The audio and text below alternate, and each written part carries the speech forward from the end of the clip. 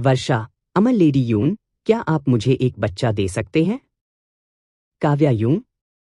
मकर सिंह। काव्या यूं वास्तव में सोच रही थी कि क्या आज की घटनाएं और अधिक विचित्र हो सकती हैं। लंबी, पतली महिला भी इस सवाल से स्पष्ट रूप से स्तब्ध थी।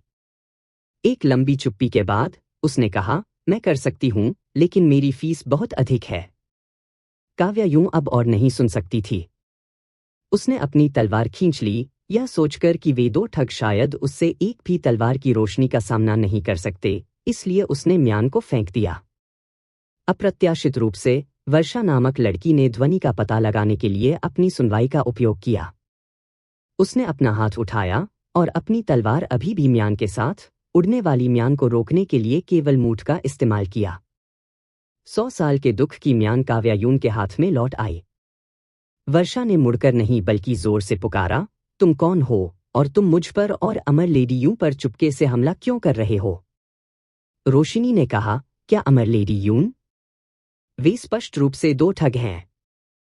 दोनों ठगों ने स्थिति खराब होती देख अपने काम से काम लो को शाप दिया और भाग गए। वर्षा फिर धीरे धीरे मुड़ी। रोशिनी गुस्से से शिकायत करते हुए उसके पास दौड़ी, मुझे बताओ, क्या तुम मूर्ख नहीं हो रहे हो? उसकी दाढ़ी व्यावहारिक रूप से आपके चेहरे पर प्रहार कर रही थी। आप कैसे विश्वास कर सकते थे कि वह था? उसके शब्द अचानक वाक्य के बीच में रुक गए। वर्षा ने एक जोड़ी धुंधली आंखों से देखा, उसकी आंखें पूरी तरह से गतिहीन थीं। उसने अपना सिर थोड़ा झुकाया और कहा, तुमने क्या कहा? उनके सामने वाली लड़की लगभग 16 या 17 साल की लग रही थी, जो रोशनी से थोड़ी छोटी थी। उसके छोटे, गोरे चेहरे ने कोई मेकअप नहीं किया था, और हालांकि उसकी बड़ी आंखें स्वाभाविक रूप से सुंदर थीं, उनमें किसी भी चमक की कमी थी। वह बेहद खूबसूरत थी, लेकिन उसका पहनावा बेहद कैजुअल था। उसके बालों को लापरवाही से पानी के नीले रिबन के साथ एक पोनीटेल में बांधा गया था। उसने हरे रंग का टॉप, भूरे रंग की स्कर्ट, लाल जूते पहने हुए थे और कमर पर हल्का गुलाबी रंग का फूल वाला कपड़ा बैग रखा था। उसका पूरा रूप ऐसा लग रहा था जैसे उसने किसी डाई की दुकान पर दस्तक दी हो। इस तरह के कपड़े एक साधारण व्यक्ति पर कुछ हद तक पागल लग सकते हैं, लेकिन जब एक अंधे व्यक्ति द्वारा पहना जाता है तो यह किसी तरह उचित लगता है। रोशनी एक पल के लिए घबराहट में देखती रही। उसे विश्वास करना मुश्किल हो रहा था कि इतनी खूबसूरत लड़की अंधी हो सकती है। वह मदद नहीं कर सकती थी, लेकिन अपना हाथ उठाकर अपने चेहरे के सामने लहराया। वर्षा ने कहा, लहराने की जरूरत नहीं है, मैं नहीं देख सकती। फिर आपको कैसे पता चला कि मैं लहरा रहा था? मैं इसे महसूस कर सकता हूं। जब आप अपना हाथ हिलाते हैं तो मेरे चेहरे के सामने हवा होती है। जैसे ही वह बोलती थी, उसने उत्सुकता से सीली की ओर अपना सिर घुमाया और बुदबुदाया, कितना अजीब है, यहां एक बिल्ली दानव भी क्यों है? इस बात ने सभी को चौंका दिया।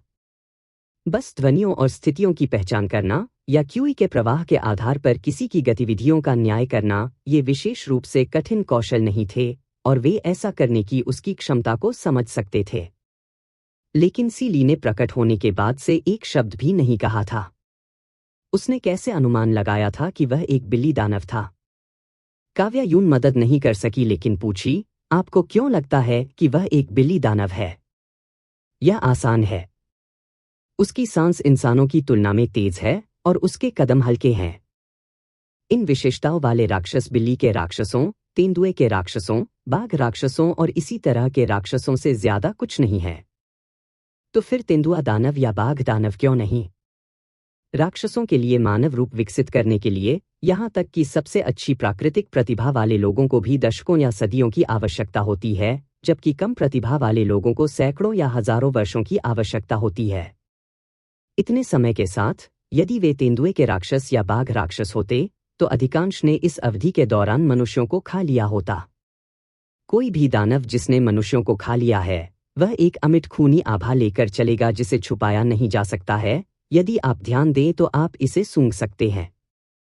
उसके पास कोई खूनी आभा नहीं है, जिसका अर्थ है कि उसने मनुष्यों को नहीं खाया है, इसलिए वह सबसे अधिक संभावना है कि वह एक बिल्ली दानव है। उसका भाषण नरम और बल की कमी थी, जिसमें दोपहर की झपकी से जागने वाले किसी व्यक्ति की आलसी भावना थी।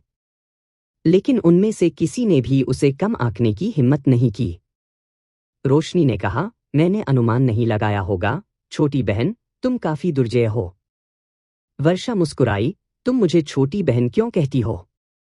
मैं तुमसे बड़ा हो सकता हूं। आह, मैं इस साल 18 साल का हूं। आप कितने साल के हैं? मैं 68 साल का हूं।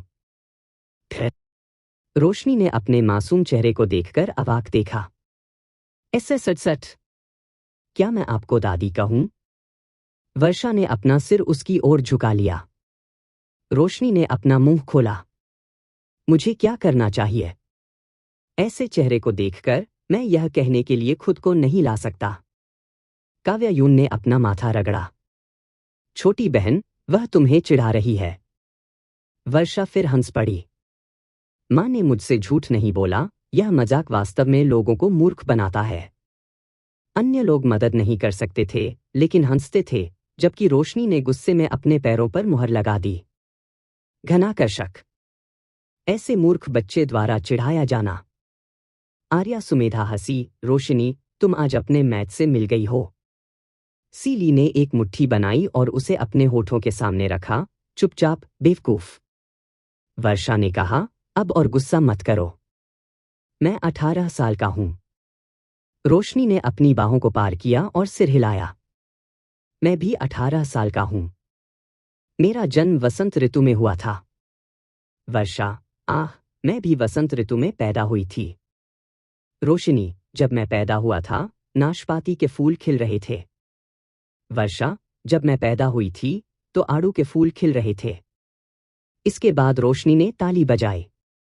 अच्छा, तब मैं पहले पैदा हुआ था, इसलिए आपको मुझे बड़ी बहन कहना चाहिए। वर्षा ने वास्तव में बड़ी बहन कहा।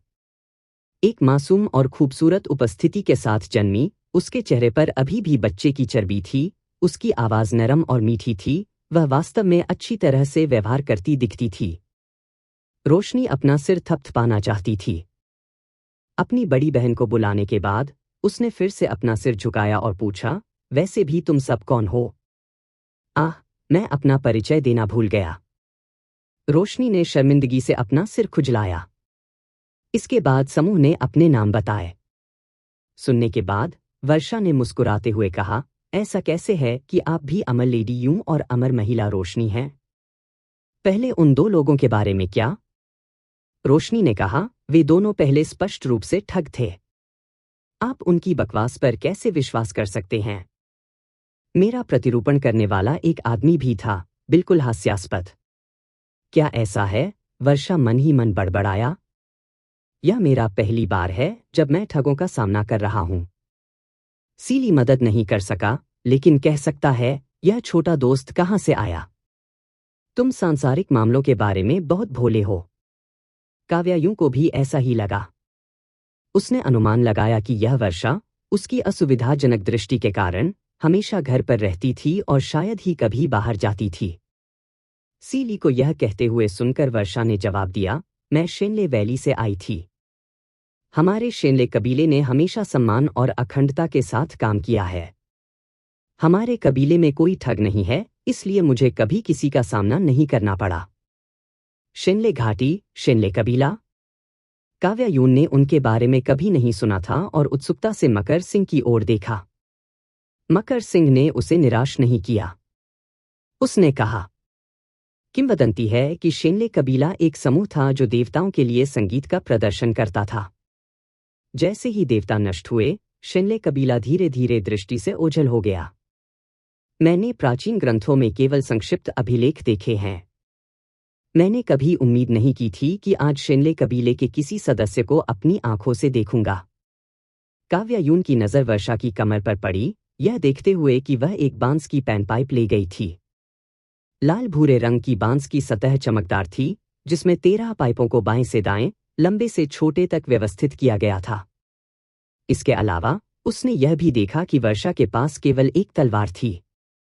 एक अंधे व्यक्ति के रूप में वह आश्चर्यजनक रूप से चलने वाली छड़ी नहीं रखती थी। सोचने के बाद काव्यायूं ने कहा, यह बातचीत की जगह नहीं है। चलो चलते हैं, हम पहले एक सराय में जाएंगे। वर्षा, क्या आप हमारे साथ आना चाहेंगी? जरूर। समूह ने पूछताछ की और सीखा कि मिंगलियांग शहर की सबसे अच्छी सराय को विजयनगर कहा जाता था, इसलिए वे खुशी खुशी वहां चले गए। चूंकि वर्षा की आंखें असुविधाजनक थीं और वह आम लोगों की तुलना में धीमी गति से चलती थीं, इसलिए हर कोई जल्दी में नहीं था और इत्मीनान से एक साथ टहलता था। मिंगलियांग शहर में गिरी पर्वत की तलहटी में स्थित था, इसलिए यह स्वाभाविक रूप से काफी ठंडा था। अब सर्दी होने के कारण सड़कों पर कई लोगों ने फर कोट और शराबी टोपी पहनी थी, जिससे काव्या यून के दिल में अजीब तरह से खुजली हो रही थी। क्या सीली को एक छोटी बिल्ली में बदलने और स्कार्फ होने का नाटक करते हुए उसकी गर्दन के चारों ओर कर्ल करने के लिए कहना बहुत अधिक होगा? सड़क पर रोशिनी ने यह भी देखा कि वर्षा ने चलने वाली छड़ी नहीं ली थी और उत्सुकता से पूछा, जब आप बाहर जाते हैं तो आप चलने वाली छड़ी नहीं लाते हैं, अगर आप गिर जाते हैं तो क्या होगा? अगर मैं गिर गया तो मैं वापस उठ जाऊंगी, वर्षा ने तथ्यात्मक रूप से उत्तर दिया। जब वे विजयनगर पहुंचे तो प्रीमियम स्वीट उपलब्ध हो गया, जिससे आर्य सुमेधा को बहुत संतुष्टि मिली। प्रीमियम स्वीट एक स्वतंत्र छोटा आंगन था, जो एक चंद्रमा द्वार द्वारा अन्य कमरों से अलग था। छोटे आंगन में ऊपर और नीचे 4 बेडरूम थे, साथ ही मेहमानों के स्वागत के लिए एक छोटा पार्लर था। उन्होंने जल्दी से कमरों को विभाजित कर दिया। काव्या यूं और रोशनी ने सबसे बड़ा कमरा साझा किया, जबकि मकर सिंह, आर्य सुमेधा और वर्षा प्रत्येक का अपना कमरा था। जहां तक सीली का सवाल है, एक छोटी बिल्ली होने के नाते वह रात में सोने के लिए कोई भी कोना ढूंढ सकता था, उसे किस लिए कमरे की आवश्यकता थी? कमरों को विभाजित करने के बाद यह देखकर कि रात के खाने का समय हो गया है, समूह पार्लर में इकट्ठा हो गया। उन्होंने नौकरों से एक डाइनिंग टेबल स्थापित की और रेस्तरां की विशिष्टताओं का एक गुच्छा ऑर्डर किया। वर्षा पूरे रास्ते पीछे हट कर रही थी, लेकिन अब जब वह बैठी थी तो उसने आखिरकार उन शब्दों को फिर से बोला। अमर लेडी यून, क्या आप मुझे एक बच्चा दे सकती हैं? काव्या यून ने बेबसी से कहा, मुझसे बच्चे मांगने से काम नहीं चलेगा, और इसके अलावा क्या आप शादीशुदा हैं? वर्षा एक पल के लिए स्तब्ध रह गई, फिर सिर हिला दिया। तुमने मुझे गलत समझा है। मेरा मतलब यह नहीं था। मेरा मतलब है, मुझे आशा है कि आप मुझे एक बच्चा देंगे, आपके और मेरे बीच एक बच्चा। मकर सिंह ने एक कप चाय डाली और वर्षा पर भौहें चढ़ाते हुए काव्या यून को दे दिया। आप लापरवाही से किसी से बच्चे के लिए कैसे पूछ सकते हैं? वर्षा मासूम लग रही थी। मैं इसके बारे में आकस्मिक नहीं था। खैर, यह सच लग रहा था, उसने दोनों बार विशेष रूप से अमर लेडी यून का नाम लिया था। किसी अज्ञात कारण से मकर सिंह को और भी अधिक असहज महसूस हुआ। उसने काव्या यूं पर नजर डाली। काव्या यूं ने उत्सुकता से वर्षा का अध्ययन करते हुए अपनी ठुड्डी को सहलाया। आर्य सुमेधा ने पूछा, नहीं, तुम काव्या यून से बच्चे के लिए क्यों पूछते रहते हो? क्या आपके परिवार ने आपको नहीं बताया कि 2 महिलाओं के बच्चे नहीं हो सकते? हमें जन्म देने की जरूरत नहीं है। जैसे ही वर्षा ने बात की, उसने अपनी कमर पर कुछ भड़कीले फूलों के कपड़े के बैग से कुछ लिया और काव्या यूं के सामने अपना हाथ फैलाया। सभी ने बारीकी से देखा और उसकी हथेली में एक नाखून के आकार के बारे में एक जेडहरे मोती को देखा, जो पूरी तरह से गोल और चिकना था। कोई रुको, यह जेड मोती नहीं था। आर्य सुमेधा मदद नहीं कर सकी लेकिन चिल्लाई, यह 100 बीज है, जिस तरह से बच्चे लगाए जाते थे। वर्षा हैरान लग रही थी। आप वास्तव में 100 बीज को पहचानते हैं? आप वास्तव में अमर लेडी यून के मित्र बनने के योग्य हैं। बेशक, मैं अमर लेडी यूं के तहत नंबर 1 हूं। बहुत खूब। एक गर्व से भरा लग रहा था, दूसरा प्रशंसा से भरा हुआ था। सीली ने इस चौंकाने वाले आदान प्रदान को देखा और कहा, क्या तुम दोनों बीमार हो? आप एक होने के बारे में बेहतर महसूस कर सकते हैं? 100 बीज को देखकर काव्या यूं को आखिरकार समझ में आ गया कि वर्षा का क्या मतलब है। उसने कहा, तो आप चाहते हैं कि मैं आपको एक बच्चे के पालन पोषण के लिए इस 100 बीज का उपयोग करने के लिए रक्त की एक बूंद दूं? वर्षा ने जोर से सिर हिलाया। हाँ। काव्या यूं ने उत्सुकता से पूछा, तो फिर आपको मुझे विशेष रूप से क्यों ढूंढना होगा? वर्षा मुस्कुराई। मैंने चाय के घरों में कहानीकारों को आपके कर्मों के बारे में बताते हुए सुना। मुझे लगता है कि आप एक दयालु, बुद्धिमान और बहादुर व्यक्ति हैं, और मुझे आशा है कि हमारा बच्चा आपके जैसा हो सकता है। यदि उसकी वास्तव में ईमानदार अभिव्यक्ति के लिए नहीं, तो काव्या यून ने सोचा होगा कि वह मजाक कर रही है। कोई कहानीकार के शब्दों को सुसमाचार के रूप में कैसे ले सकता है? यह बहुत हास्यास्पद था। दुर्भाग्य से रोशनी को स्थिति का कोई एहसास नहीं था और उसने सहमति में सिर हिलाकर आग में घी डालने का काम किया। आप बिल्कुल सही कह रहे हैं, मेरी बड़ी बहन वास्तव में दयालु, बुद्धिमान और बहादुर है। वर्षा और भी अधिक आशान्वित हो गई। फिर, अमर लेडी यूं, क्या आप कृपया? नहीं, काव्या यून ने अपना माथा रगड़ा और उसे बाधित किया। ईमानदारी से कहूं तो मैं हथियारों के प्रति अजेय हूं, मुझसे खून निकालने का कोई तरीका नहीं है। ओह! वर्षा के कंधे तुरंत शिथिल हो गए क्योंकि वह दयनीय रूप से वहां बैठी थी, उसकी उंगलियां बार बार उसकी कमर पर पैनपाइप को सहला रही थीं। सराय के नौकर, 2 फुर्तीले सहायकों के साथ, 4 बड़े भोजन के बक्से लेकर प्रीमियम स्वीट में आए। उन्होंने पहले कटोरे, चॉपस्टिक, कप और प्लेटें बिछाईं, शराब को गर्म किया, फिर सभी व्यंजनों को एक-एक करके व्यवस्थित किया। भोजन तैयार करने के बाद नौकर आज्ञाकारी रूप से झुक गया। कृपया अपने भोजन का आनंद लें, मेहमान। अगर आपको किसी चीज की जरूरत है तो बस 2 बार दरवाजा खटखटाएं। वह जाने वाला था।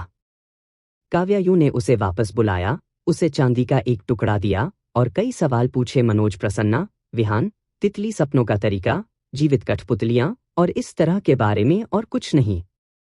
नौकर ने अपना सिर खाली हिलाया, इसके बारे में कुछ भी नहीं जानता था। काव्यायु ने फिर उसे जाने दिया।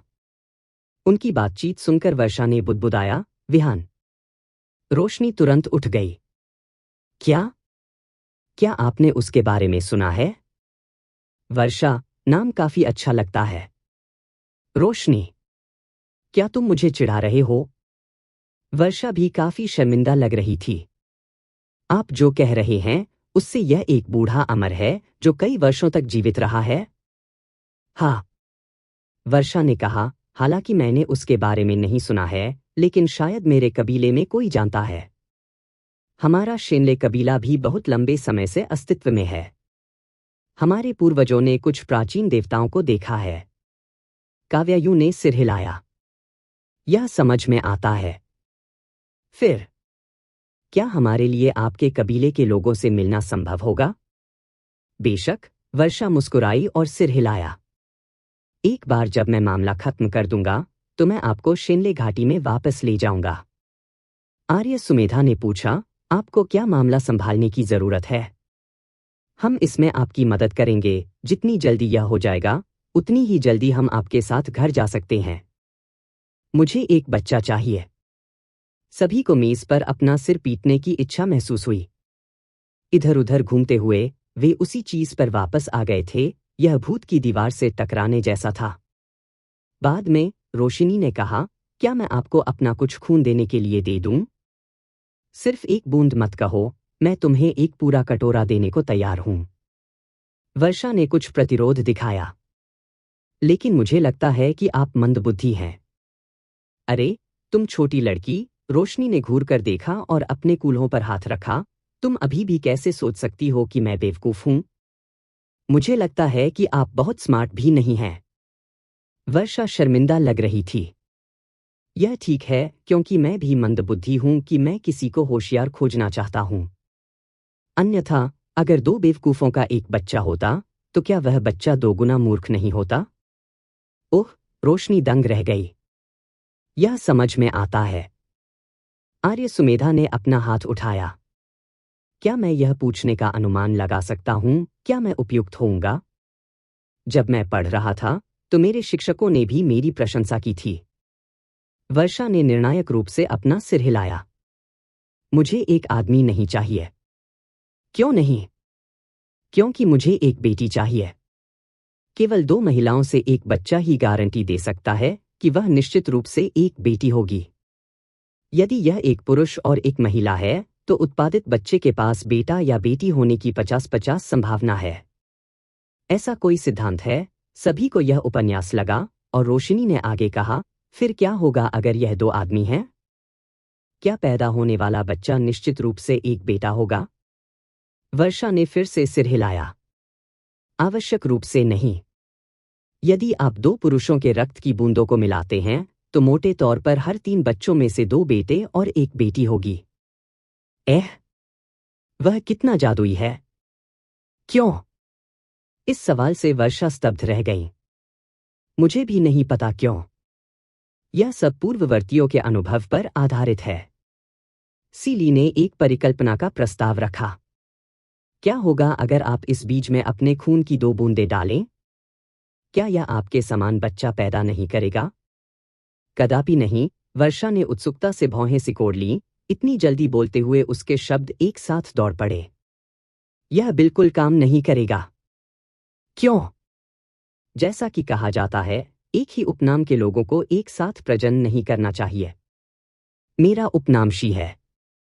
अगर मुझे शी उपनाम वाला कोई और मिल जाता तो पैदा किया गया बच्चा आसानी से बीमार पड़ जाता या कम उम्र में मर भी जाता।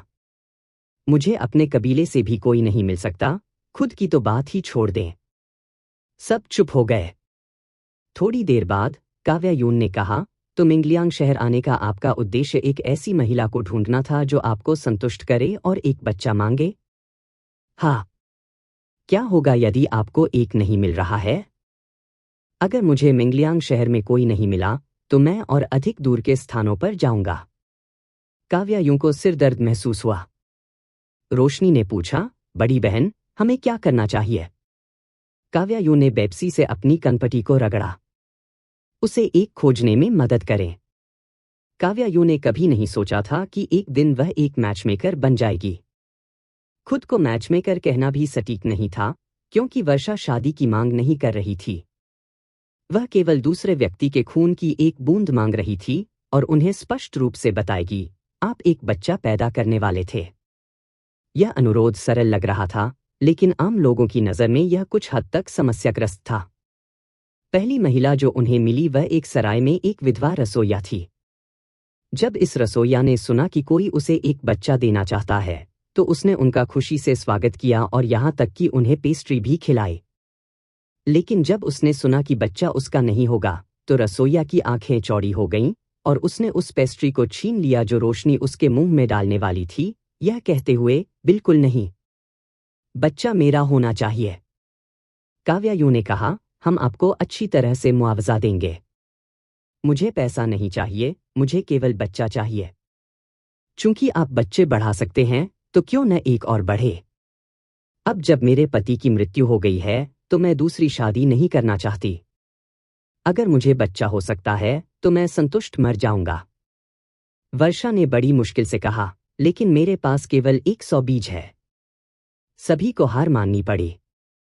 दूसरी महिला एक कपड़े की दुकान के मालिक की इकलौती बेटी थी।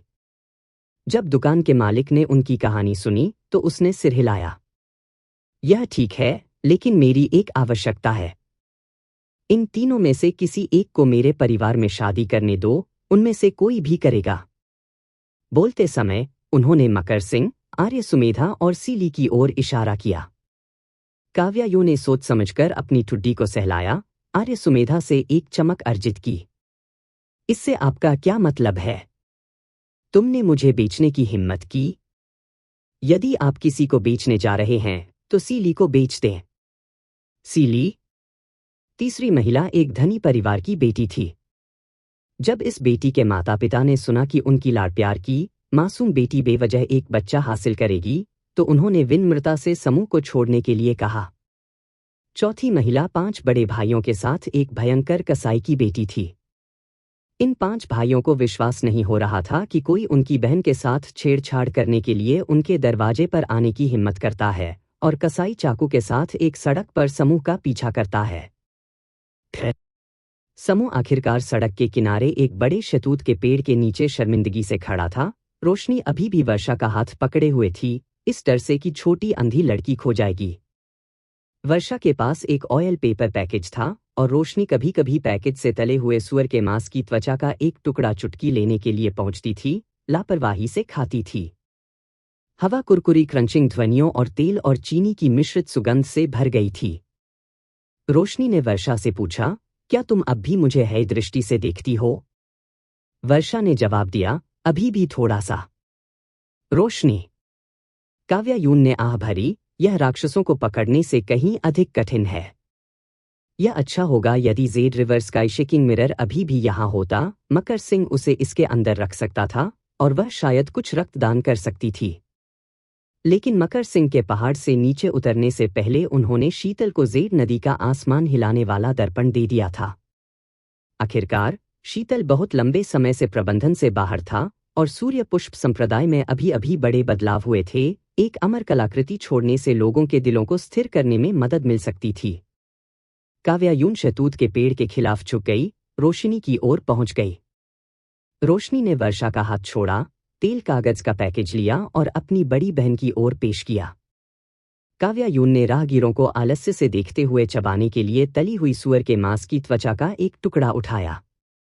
उन्हें इतना मीठा खाता देख आर्य सुमेधा भी खाना खाते हुए एक टुकड़ा चुटकी लेने के लिए आगे आई। उसने कहा, यह मेरा पहली बार सड़क पर खाना खा रहा है।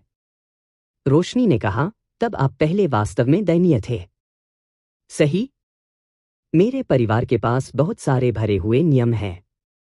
आर्य सुमेधा ने तली हुई सूअर के मांस की त्वचा को पकड़ रखा और सड़क पर एक आदमी का पीछा करते हुए काव्यायून की टकटकी को देखा, इसलिए वह उत्सुकता से देखने के लिए उसकी तरफ चला गया। इस आदमी ने एक गहरे रंग का फर कोट, एक काली सेबल टोपी, हिरण के चमड़े के जूते पहने थे और एक शानदार सफेद घोड़े की सवारी की। उसके बाद नौकरों का एक समूह था। उसके लंबे पतले अंग और सुंदर विशेषताएं थीं, आड़ू के फूल वाली आंखों की एक जोड़ी के साथ जो झरने के पानी की तरह चमकती थी। उसकी टकटकी चुलबुली थी। काव्यायून को घूरते हुए देखकर वह आदमी अपने सफेद घोड़े पर बैठ गया। उसे हल्के से देखने के लिए अपनी आंखें नीची कर लीं, अपने होठों को थोड़ा घुमाया और लगाम को धीरे से खींच लिया, जिससे सफेद घोड़ा अपनी गति धीमी कर गया। यह देखकर मकर सिंह ने अपने होठों को आपस में दबाया और अपनी नाक से बेहद नरम गुनगुनाहट की आवाज निकाली। उस आदमी ने मोर की तरह गर्व से अपनी छाती फुलाई और उनके सामने से गुजरा। काव्यायून ने अपने पीछे हटते हुए आकृति को देखा, खुद से बुदबुदाया, अजीब। मकर सिंह ने पूछा, क्या गलत है? काव्यायून ने उसकी ओर देखा। क्या तुमने ध्यान नहीं दिया? मकर सिंह उसे यह बताने में बहुत शर्मिंदा था कि उसका ध्यान अभी पूरी तरह से उस पर था और उसने वास्तव में उस आदमी के बारे में कुछ भी असामान्य नहीं देखा था। यहाँ, काव्यायून ने कहा, उसकी गर्दन के किनारे रक्तवाहिकाओं के स्थान की ओर इशारा करते हुए। उसकी त्वचा पर एक लाल धागा हल्का दिखाई दे रहा था। मकर सिंह ने कहा, यह गु वर्म से संक्रमित होने के संकेत की तरह लग रहा है। बिल्कुल, काव्यायून ने खुद से कहा, इस स्थिति में किस तरह का गु निशान छोड़ेगा? कई गु कीड़े लोगों के मेरिडियन और रक्तवाहिकाओं के साथ चले गए, जिससे आंदोलन के कुछ निशान निकल गए। अनुभवी गु मास्टर्स यह अनुमान लगा सकते थे कि इन निशानों से व्यक्ति किस तरह के गु से संक्रमित था। काव्यायून केवल गुजहर के सामान्य सिद्धांतों को समझती थी और बारीकियों से परिचित नहीं थी। मकर सिंह ने गुजहर के बारे में उन ग्रंथों को ध्यान से याद किया जो उन्होंने पहले पढ़े थे, जब सीली ने अचानक कहा, वह एक साझा भाग्य गु से संक्रमित है। सभी ने आश्चर्य से उसकी ओर देखा। रोशनी ने कहा, छोटी बिल्ली, क्या आपको यकीन है? सीली ने अपनी ठुड्डी को थोड़ा ऊपर उठाया और लापरवाही से कहा, मैंने एक बार दक्षिणी सीमावर्ती क्षेत्रों की यात्रा की थी और गुजहर की कुछ समझ है। साझा भाग्यगु एक दुर्लभ गु कीड़ा नहीं है। साझा भाग्यगु से संक्रमित होने पर क्या होता है? जैसा कि नाम से पता चलता है, दो लोग साझा भाग्य से जुड़े हो जाते हैं, एक साथ रहते हैं और मरते हैं। रोशनी मदद नहीं कर सकती थी लेकिन फुफकारती थी। यह काफी शातिर है। उसने किस तरह के व्यक्ति को नाराज किया कि उसने उस पर इस तरह के गु का इस्तेमाल किया। बड़ा सफेद घोड़ा क्लिपक्लोप के साथ चला गया, धीरे धीरे दूर चला गया और काव्यायून उत्सुकता से अपने पीछे हटने वाले आंकड़े को देखना जारी रखा। घोड़े पर सवार आदमी अचानक उसकी ओर देखने के लिए पीछे मुड़ा और यह देखकर कि वह भी उसे देख रही थी, उसने उस पर भौहें उठाईं। रोशनी ने बेवजह कहा, वह चेहरे क्यों बना रहा है? मकर सिंह ने धीरे से कहा, वह सोचता है कि काव्यायून ने उसे पसंद किया है। हो, काव्यायून दंग रह गई। रोशनी को यह समझ से बाहर लगा। बिल्कुल नहीं, क्या तुम सभी लोग इतने आश्वस्त हो? आर्य सुमेधा ने मासूमियत से विरोध किया, तुम्हारा क्या मतलब है, तुम लोग उसके जैसा कौन है? काव्यायून ने सड़क के किनारे एक राहगीर को रोका और पूछा, क्षमा करें बड़े भाई, वह व्यक्ति कौन था जो अभी अभी वहां से गुजरा था? उसने घोड़े की पीठ पर सवार आकृति की ओर इशारा किया। राहगीर चमकदार भरी दाढ़ी वाला एक दयालु चेहरा वाला अधेड़ उम्र का आदमी था। उस आकृति और नौकरों के प्रभावशाली अनुचर को देखकर दाढ़ी वाले व्यक्ति की अभिव्यक्ति बदल गई। ओह माय, उसे? मिस, मेरी सलाह सुनो, उसे उकसाओ मत।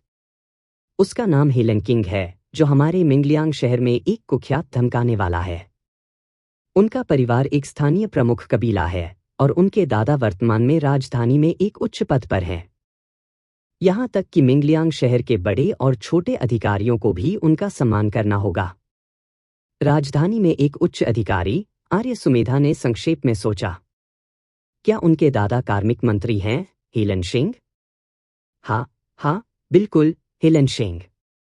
दाढ़ी वाले आदमी ने सुंदर युवती को विचारशील दिखते देखा और इस डर से कि उसे धोखा नहीं दिया जा सकता है, उसने अपनी आवाज थोड़ी कम कर दी। मिस, उसकी सुंदर उपस्थिति से मूर्ख मत बनो। इस आदमी के घर पर अनगिनत हैं और वह कई मालकिनों को बाहर रखता है। सभ्य महिलाओं के साथ छेड़छाड़ करने की उसकी आदत का तो जिक्र ही नहीं। जब वह नशे में होता है तो वह अपने परिवार को भी नहीं पहचानता है और यहां तक कि अपनी पत्नी को भी पीटता है। वैसे भी उसे देखना बंद करो, यह दुर्भाग्य है। काव्या यूं बस उत्सुक थी और उसने केवल लापरवाही से पूछा था। उस आदमी का स्पष्टीकरण सुनने के बाद उसने सिर हिलाया और उसे धन्यवाद दिया। जैसे ही दाढ़ी वाला आदमी जाने वाला था, वर्षा ने उसे रोका और पूछा, क्षमा करें, कई महिलाएं कहाँ हैं? दाढ़ी वाला आदमी हंसा। मिंगलियांग शहर में सबसे अधिक महिलाओं वाली जगह जेड स्ट्रीट होगी, लेकिन आप जैसी नाजुक युवा महिलाओं को ऐसी जगहों पर नहीं जाना चाहिए। दाढ़ी वाले आदमी के जाने के बाद वर्षा ने कहा, मैं जेड स्ट्रीट जाना चाहती हूँ। आर्य सुमेधा समझ गई थी कि यह छोटी लड़की उम्मीदवारों का चयन करने के लिए महिलाओं से भरी जगह पर जाना चाहती थी, लेकिन हालांकि सज्जन ने चतुराई से बात की थी, एक पुरुष के रूप में वह स्वाभाविक रूप से समझ गया था। उसने अनिच्छा से वर्षा को रोक दिया। इसे भूल जाओ, चलो खोजने में अपना समय लेते हैं। वर्षा को समझ नहीं आया। चूंकि जेड स्ट्रीट में कई महिलाएं हैं, इसलिए हम क्यों नहीं जा सकते? आर्य सुमेधा ने चतुराई से समझाया और यह सुनने के बाद वर्षा ने कहा, लेकिन मैं अभी भी देखना चाहती हूं। काव्यायू ने सिर हिलाया।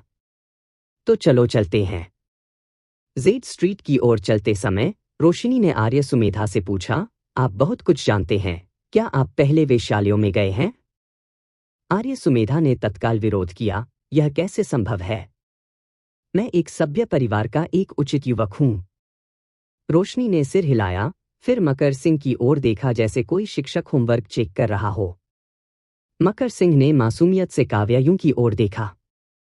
मैं ऐसी जगहों पर कैसे जा सकता था? मैं बहुत शुद्ध। रोशनी ने आखिरकार सीली की ओर देखा। सीली ने बेवजह कहा, क्या आप बीमार हैं? मैं एक बिल्ली हूं, क्या मैं वेश्यालयों में जाऊंगा? जेड स्ट्रीट वेश्यालयों और वेश्यालयों से संबंधित व्यवसायों से भरा हुआ था, जैसे कि रूज और मसाले बेचने वाली दुकानें, शराब विक्रेता, दवा विक्रेता, विभिन्न उपकरण बेचने वाली दुकानें, किराए पर गाड़ियां और सेडान कुर्सियां और इसी तरह। अब दिन का समय था और जेड स्ट्रीट पर बहुत से लोग नहीं थे। कुछ महिलाएं सड़क के किनारे बैठी थीं, सूरजमुखी के बीज फोड़ रही थीं और बातें कर रही थीं और हंस रही थीं, गोले को पूरी जमीन पर फेंक रही थीं। जब काव्यायू का समूह वहां से गुजरा तो वे महिलाएं मकर सिंह और अन्य लोगों के बारे में बकबक और गपशप करती थीं, खिलखिलाते हुए अपने मुंह को रुमाल से ढक लेती थीं। उनकी निगाहें बहुत बेशर्म थीं, जिससे आर्य सुमेधा की भौहें फड़क गईं। यहां आने से पहले वह काव्यायून और रोशनी को परेशान करने के बारे में चिंतित था, लेकिन अब ऐसा लग रहा था कि उसे अपने बारे में अधिक चिंतित होना चाहिए। किसी ने हिम्मत करके मकर सिंह पर संतरा फेंक दिया। काव्यायून इसे रोकने के लिए आगे बढ़ी, उसके हाथ में संतरे को पकड़ लिया और फिर उसे अपनी छोटी बहन को दे दिया। मकर सिंह उसे देखकर मुस्कुराया। समूह तब तक चला जब तक कि वे एक भव्य रूप से सजी हुई इमारत तक नहीं पहुंच गए। ऊपर देखने पर उन्होंने दूसरी मंजिल पर एक पट्टिका देखी जिस पर यिक्सियांग टावर लिखा था। उन्होंने सुना था कि यह पूरी सड़क पर सबसे बड़ा और बेहतरीन वेश्यालय था, इसलिए उन्होंने यिक्सियांग टावर पर अपनी खोज शुरू करने की योजना बनाई। यिक्सियांग टावर के अंदर यह वसंत की तरह गर्म और सुगंधित था। मैडम अपने 30वें दशक में एक मोहक आकृति और भारी मेकअप के साथ दिखाई दी। 3 पुरुषों और 3 महिलाओं को आते देखकर, पुरुष सुंदर और महिलाएं सुंदर, जैसे एक समूह में उतरते अमर, मैडम को कुछ हैरान महसूस हुआ। वह सावधानी से मुस्कुराते हुए उनके पास पहुंची। क्या आप प्रतिष्ठित मेहमान शायद गलत जगह पर आए हैं? आर्य सुमेधा ने उसकी ओर देखा भी नहीं और उसके सामने एक बैंकनोट फेंक दिया। उसकी आंखों के सामने बैंकनोट फड़फड़ाया। मैडम ने उसे एक हाथ में पकड़ा और ध्यान से जांचा। जब उसने नोट पर राशि देखी तो उसकी आंखें चौड़ी हो गईं और वह मुस्कुरा उठी। आर्य सुमेधा ने कहा, अपने प्रतिष्ठान की सभी महिलाओं को यहां ले आओ। ओह माय, हा हा हा। विशिष्ट अक्तागण, कृपया बैठ जाइए और अपने आप को गर्म करने के लिए कुछ चाय लें। मैं तुरंत सब कुछ व्यवस्थित कर दूंगा। ऐसा नहीं है कि मैं डींग मार रहा हूं, लेकिन हमारे यिक्सियांग टावर की लड़कियां पिछले से अधिक कोमल हैं। टीएसके, मैं गारंटी देता हूं कि एक बार जब आप उन्हें देख लेंगे तो आप दूर नहीं जा पाएंगे। बड़बड़ाना बंद करो और जल्दी जाओ। हा हा हा। मैडम पीछे मुड़कर देखते हुए पीछे हट गईं। 2 युवा नौकरानियों ने चतुराई से आगे कदम बढ़ाया और समूह को एक कमरे में ले गए। कमरे को काफी सुंदर ढंग से सजाया गया था, मोती के पर्दे और जेड हैंगिंग के साथ, और शाम के समय दूर के पहाड़ों की तरह धुएं नीली खिड़की धुंध। दीवारों के साथ नार्सिसस और ऑर्किड की व्यवस्था थी जो चारकोल की आग की दैनिक गर्मी में खिलती थी। लकड़ी की अलमारियों पर कई कीमती गहने बैठे थे, साथ ही एक हल्के हरे रंग की पतली गर्दन वाला फूलदान था जिसमें खिलते लाल बेर के फूलों की एक शाखा थी। कमरे के केंद्र में कम टेबल और कुशन थे। समूह मेजों पर बैठ गया और नौकरानियां पहले चाय लेकर आईं। कुछ ही समय में मैडम महिलाओं के एक समूह के साथ बातचीत कर रही थीं और हंस रही थीं। मैडम आर्य सुमेधा के पास बैठ गईं और उसकी बाह को धक्का देने की कोशिश की, लेकिन इस सुंदर युवक को चोर की तरह अपने खिलाफ पहरा देते हुए देखकर वह अपनी मुस्कान बनाए रखते हुए अंदर ही अंदर किंकर्तव्य विमूढ़ हो गई। अरे वाह, हमारे यहाँ बहुत सारी लड़कियां हैं। मुझे डर है कि यह कमरा उन सभी को नहीं रख सकता है। आइए मैं पहले आपके लिए देखने के लिए कुछ बेहतरीन का चयन करता हूँ। यदि आप उन्हें अनुपयुक्त पाते हैं तो हम उन्हें बदल सकते हैं। यदि लड़कियां आपके स्वाद के अनुरूप नहीं हैं तो अगले दरवाजे पर नानफेंग मंडप भी हमारे मालिक के स्वामित्व में है। रोशनी ने बीच में कहा, नानफेंग मंडप? हाँ, वहां के युवा पुरुष पिछले से अधिक सुंदर हैं, कुछ कोमल और सहमत, कुछ चंचल और प्यारे, और कुछ मजबूत और शक्तिशाली। रोशनी यह कहने में मदद नहीं कर सकी, मिंगलियांग शहर की महिलाएं निश्चित रूप से खुद का आनंद लेना जानती हैं। हाँ, मिस मजाक कर रही है। जो लोग नानफेंग मंडप का संरक्षण करते हैं वे सभी पुरुष भी हैं। रोशनी चुप हो गई। मैडम ने चुपचाप आर्य सुमेधा के हाव भाव को देखा और ध्यान से पूछा, प्रतिष्ठित महोदय, आप क्या सोचते हैं? जब आर्य सुमेधा ने उसका उल्लेख नानफेंग मंडप का उल्लेख सुना तो उसे लगा जैसे कुछ गंदा उससे जुड़ गया है, जिससे उसके रोंगटे खड़े हो गए हैं। उसने चिढ़कर कहा, कोई आदमी नहीं। अच्छा, फिर सिर्फ लड़कियां, मैडम ने क्षमा प्रार्थी मुस्कान के साथ कहा। लड़कियां बहुत बेहतर हैं। इन लड़कियों को देखो, कौन जानता है कि कौन सा आपकी आंख को पकड़ने के लिए भाग्यशाली होगा। मैं चुनने वाला नहीं हूं। उसके लिए चुने। आर्य सुमेधा की ठुड्डी वर्षा की दिशा की ओर इशारा कर रही थी। मैडम ने पहले ही देख लिया था कि लड़की देखने में असमर्थ लग रही थी। अब आर्य सुमेधा को अपनी ओर इशारा करते देखकर मैडम को अनिश्चितता महसूस हुई और उन्होंने फिर पूछा, किसके लिए? मेरे लिए, वर्षा ने कहा। जब वह बोलती थी तब भी उसकी आवाज नरम और मधुर थी। मैडम को अभी भी विश्वास नहीं हो रहा था।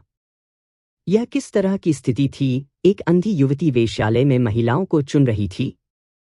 अगर कहा जाए तो ऐसी बात पर कौन विश्वास करेगा? इस डर से कि वे किसी हत्या या आगजनी की योजना बना रहे हैं, मैडम ने सावधानी से पूछा, क्या मैं साहसपूर्वक पूछ सकता हूं कि यह युवा मिस क्या करने का इरादा रखती है? आर्य सुमेधा काफी अधीर थी, मुख्यतः क्योंकि मैडम की पाउडर की गंध बहुत तेज थी और उसने उसके बगल में बैठने पर जोर दिया, जो काफी घुट रहा था। उसने वर्षा से पूछा, क्या यह मैडम करेगी? वर्षा ने सिर हिलाया, नहीं। तब आर्य सुमेधा ने दरवाजे की ओर इशारा किया और मैडम से कहा, ठीक है, तुम पहले बाहर जाओ। मैं। चिंता न करें, हम वैध व्यवसाय कर रहे हैं और आपको कानूनी परेशानी में नहीं डालेंगे। इतना कहकर उसने एक और नोट निकाल लिया। मैडम ने बैंक नोट लिया और मुस्कुराते हुए चली गईं। मैडम 7 महिलाओं को लेकर आई थीं, जो अब सभी भ्रमित थीं। कई लोगों को उनकी नींद से खींच लिया गया था और अभी भी उनके बाल बिखरे हुए थे। 7 महिलाएं वर्षा के सामने लाइन में खड़ी थीं, ताकि वह उसे चुन सके। वर्षा ने कहा, कृपया पहले बैठ जाइए। आइए हम सब मिलकर बातचीत करें। महिलाओं ने एक दूसरे को घबराहट से देखा। नौकरानियों ने कुशन लगाए और चाय लाए, और सभी चाय पीने और बातचीत करने के लिए बैठ गए। वर्षा ने उनके नाम पूछे, उनके गृहनगर कहाँ थे और वे वेश्या बनने के लिए मिंगलियांग शहर क्यों आए थे। महिलाओं ने एक एक करके जवाब दिया। कुछ को उनके माता पिता द्वारा बेच दिया गया था, कुछ को अपराधों के लिए अधिकारियों द्वारा सजा सुनाई गई थी और बेच दिया गया था, और कुछ को तस्करों द्वारा अपहरण कर लिया गया था और वेश्यालयों में बेच दिया गया था। अब उन्हें अपने गृहनगर याद नहीं है। यह सुनकर सभी की भौहें सिकुड़ गईं। आर्य सुमेधा ने सीधे मेज पटक दी, कितना अपमानजनक! आपकी स्वतंत्रता को भुनाने में कितना खर्च आएगा? प्रत्येक व्यक्ति के लिए कीमतें अलग अलग थीं। महिलाओं ने एक एक करके जवाब दिया। काव्यायूं और आर्य सुमेधा दोनों ने बैंक नोट निकाले और सभी को वितरित किए। महिलाओं ने बार बार आभार व्यक्त करते हुए उन्हें खुशी खुशी स्वीकार कर लिया। फिर उन्होंने बातचीत जारी रखी। वर्षा ने उनकी सामान्य रुचियों के बारे में पूछा, उन्हें दोहराने के लिए कई कविताएं पढ़ी और कई सवाल पूछे जो उनके चरित्र का परीक्षण करते थे। थोड़ी देर तक लापरवाही से बातचीत करने के बाद महिलाएं तेजी से आराम करने लगती गईं और रोशनी के साथ मजाक भी कर सकती थीं। शगुन नाम की एक महिला ने आह भरी, काश हम हर दिन आप जैसे मेहमानों की सेवा कर पाते। यह सुनकर अन्य महिलाएं हंस पड़ी।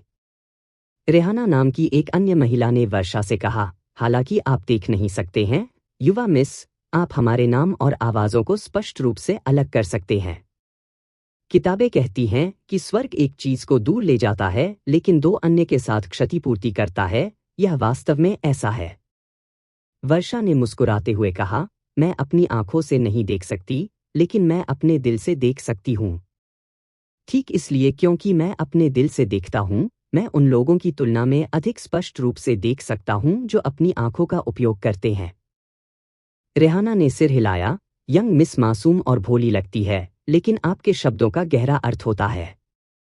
रेहाना ने बहुत कुछ सीखा है। शगुन ने साहसपूर्वक पूछा, यंग मिस, आपने अपनी दृष्टि कैसे खो दी? इस सवाल ने सभी की जिज्ञासा जगा दी। काव्यायून ने पहले भी इस बारे में सोचा था, लेकिन कभी नहीं पूछा था, इस डर से कि यह वर्षा को दर्दनाक यादों की याद दिला सकता है। वर्षा ने सहज भाव से कहा, मेरी माँ ने मुझे जहरीले धुएं से अंधा कर दिया।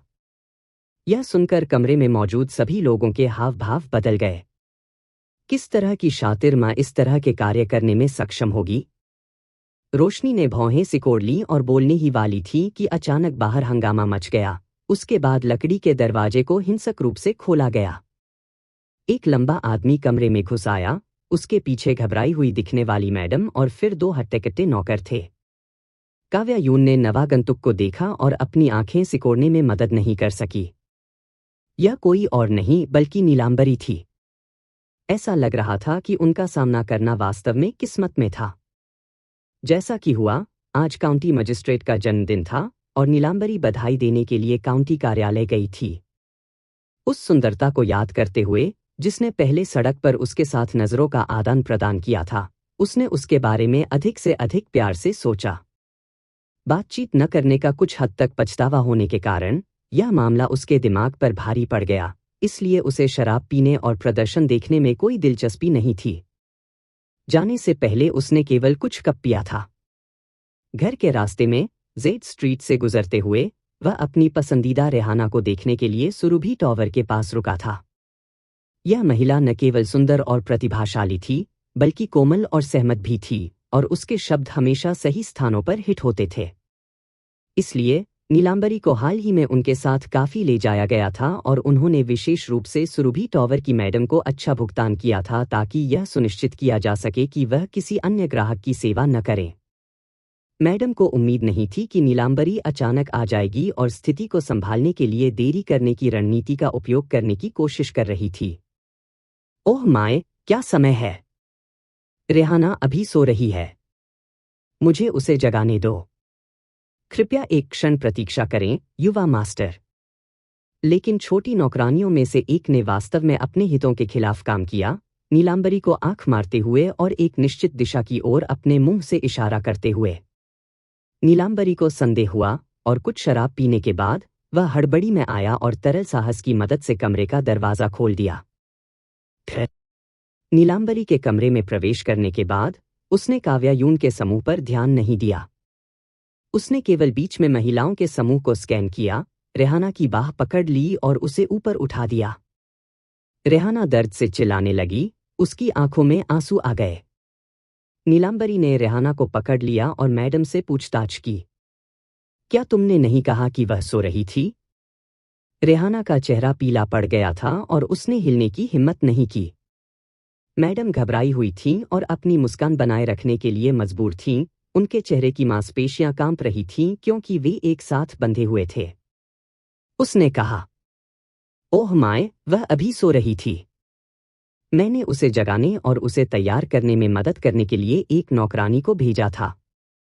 उसने शायद इस कमरे में लोगों को बात करते और हंसते हुए सुना और सोचा कि आप यहाँ हैं, इसलिए वह गलत कमरे में आ गई। रेहाना को डांटते ही नीलांबरी के चेहरे पर अंधेरा छा गया। मुझे लगता है कि आप किसी और के साथ सोना चाहते हैं। मैं तुम्हें असली सोने और चांदी के साथ रख रहा हूं, फिर भी तुम चंचल वेश्या, वास्तव में एक भटकती हुई नजर रखती है, वास्तव में हृदयहीन। इतना कहने के बाद उसने अचानक रेहाना के चेहरे पर वार करने के लिए हाथ उठाया। रेहाना की आंखों में आंसू थे लेकिन चकमा देने की हिम्मत नहीं हुई।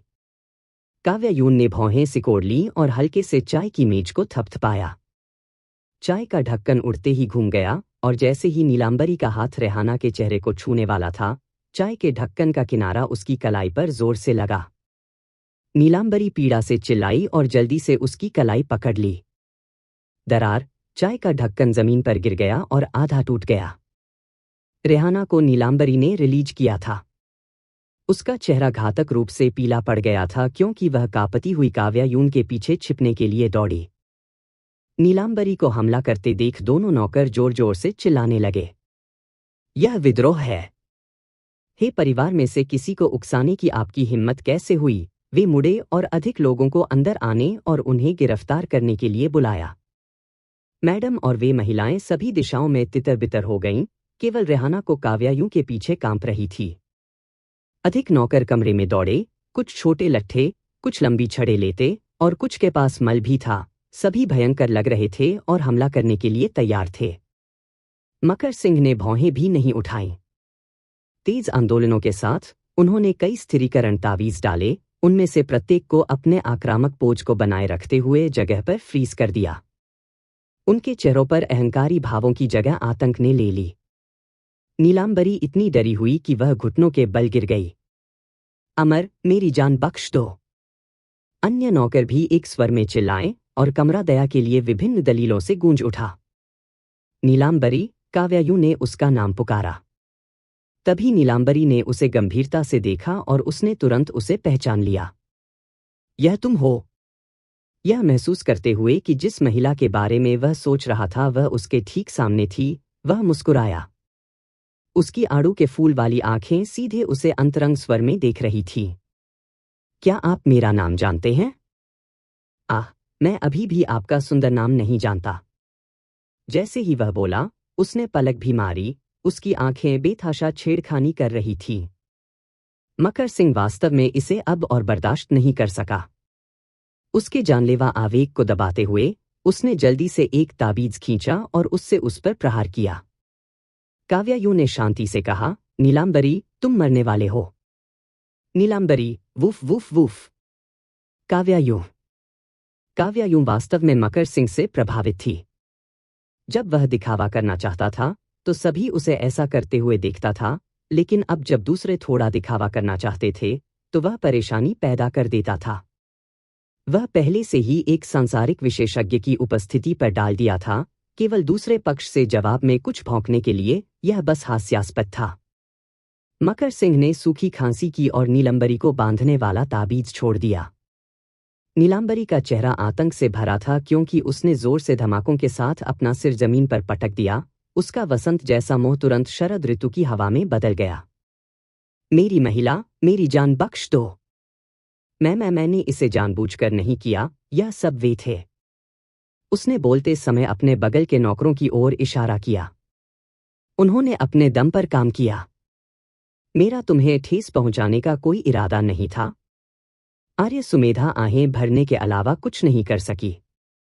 वह लांशिंग भी काफी शख्सियत था, उसके वंशज इतने कचरे कैसे निकले? मेरी महिला, आह नहीं, अमर महिला। नीलांबरी ने काव्यायून को कृतघ्नता से देखा। अमर महिला, क्या मैं अब जा सकती हूँ?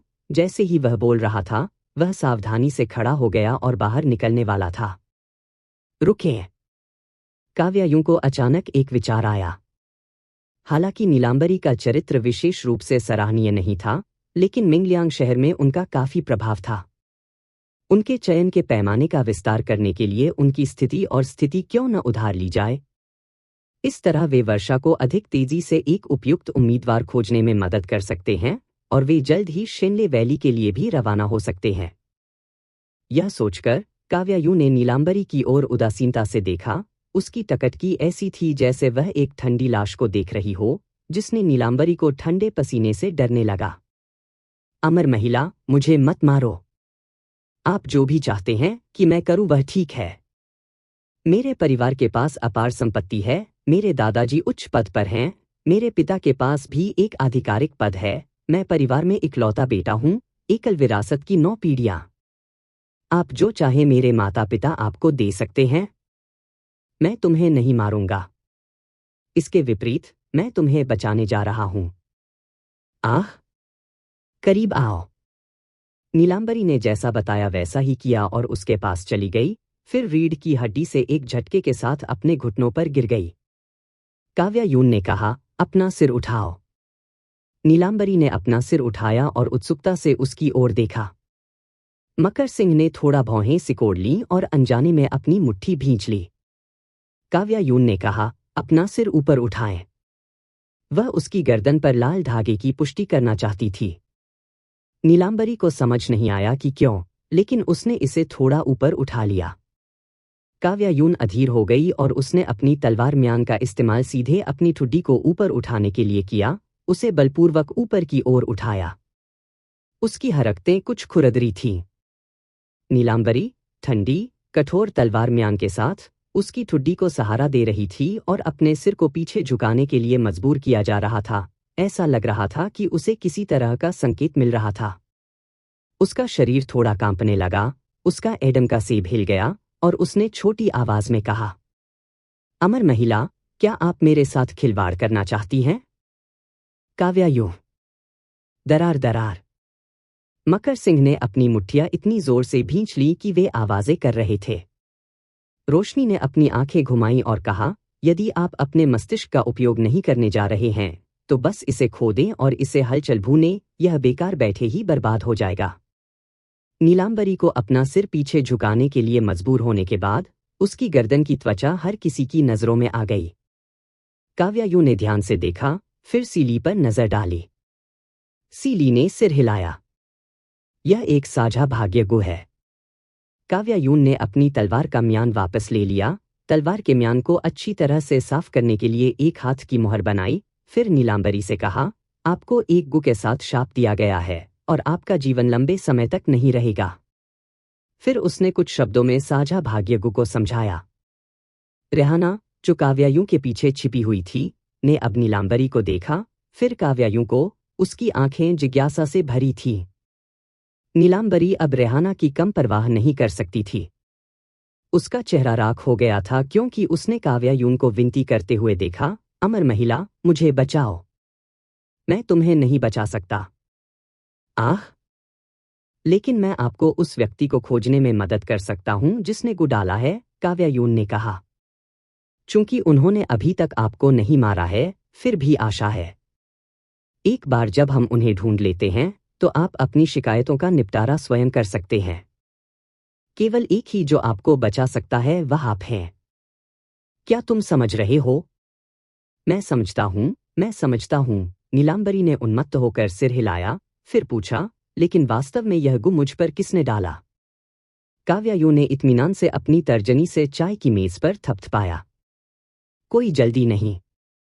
मेरा जवाब एक कीमत के साथ आता है। अमर महिला, आप जो भी आदेश दें, बस कहें। काव्यायु ने झाड़ी के चारों ओर नहीं मारा और सीधे अपनी आवश्यकताओं को बताया। जब नीलांबरी ने सुना कि ये लोग मिंगलियांग शहर में अच्छे चरित्र की एक स्मार्ट, बहादुर महिला को ढूंढना चाहते हैं, तो उसके कान के पीछे से खून की एक बूंद मांगना चाहते हैं और उसे स्पष्ट रूप से सूचित करना चाहते हैं कि इस दुनिया में उसके पास एक अतिरिक्त बच्चा होगा।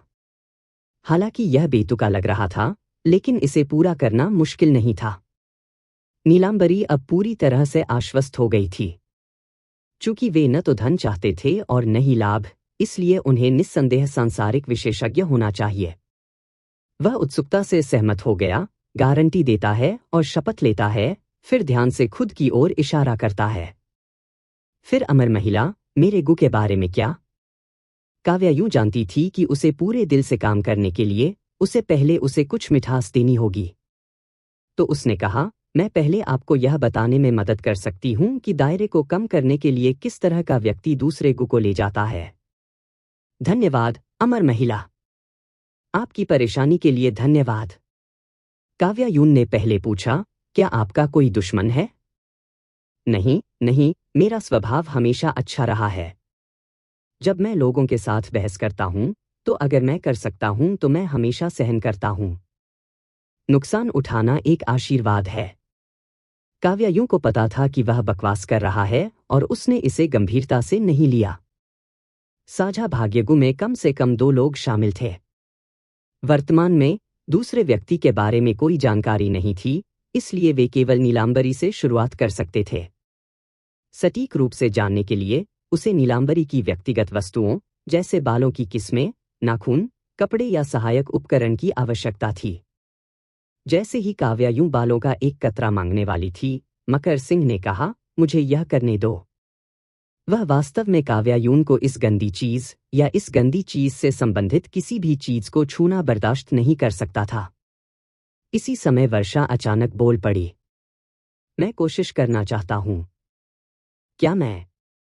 हर कोई हैरान था। काव्यायु ने वर्षा की ओर देखा और मुस्कुराते हुए पूछा, क्या तुम भी अटकल का अभ्यास करते हो? फिर इसे आजमाए। यह अटकल नहीं है, वर्षा ने अपना सिर हिलाया। मुझे एक जीथर चाहिए। मकर सिंह ने कमरे में नौकरों पर बंधन मंत्र जारी किया और उन्हें मैडम से एक जीथर मांगने के लिए कहा। बहुत पहले मैडम मुस्कुराहट से भरे चेहरे के साथ अंदर चली गईं, उसके बाद 2 नौकर सम्मानपूर्वक कमरे में एक बड़ी मेज ले गए। मेज पर एक जीथर रखा गया था। इसे जीथर कहने के बजाय यह एक बड़े वाद्य यंत्र की तरह था। यह जीथर किन से बहुत बड़ा था।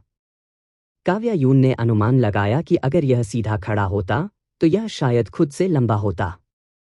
नौकरों ने सावधानी से जीथर को तैनात किया। वर्षा ने धीरे से अपने पतले, सुड़कुले हाथ से एक तार को तोड़ दिया और सुखद तार संगीत झरने के पानी की तरह जीर से बह रहा था। वर्षा ने भौहें सिकोड़ ली। इसमें केवल 25 तार कैसे हैं? ओह मेरी प्यारी महिला, मैडम सावधानी से मुस्कुराई, किसकी जीर में 25 तार नहीं हैं?